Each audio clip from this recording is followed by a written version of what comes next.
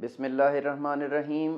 Doctor Fawad Tariq Kanan health care से एक नए टॉपिक के साथ। आज का हमारा टॉपिक है टूथ ज्वेलरी के हवाले से।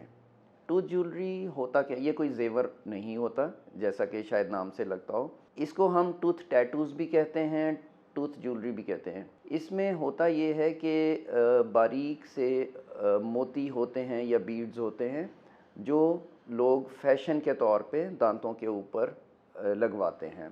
इसमें डिफरेंट मटेरियल होता है, लेकिन कॉमनली ज़िरकोनिया जो है वो यूज़ किया जाता है और इसका टोटल पर्पस जो है वो कॉस्मेटिक होता है। हमारे पास मोस्टली यंग लड़कियां जो हैं वो आती हैं इसके लिए अपने स्माइल को प्रोमिनेंट करने के लिए, ताकि जब भी वो स्माइल करती हैं तो वो टूथ टैटू है वो शाइन करता है तो उनकी स्माइल प्रोमिनेंट हो जाती है। इसको दांतों के ऊपर हम बॉन्ड कर देते हैं और इसका टोटल पर्पस कॉस्मेटिक होता है।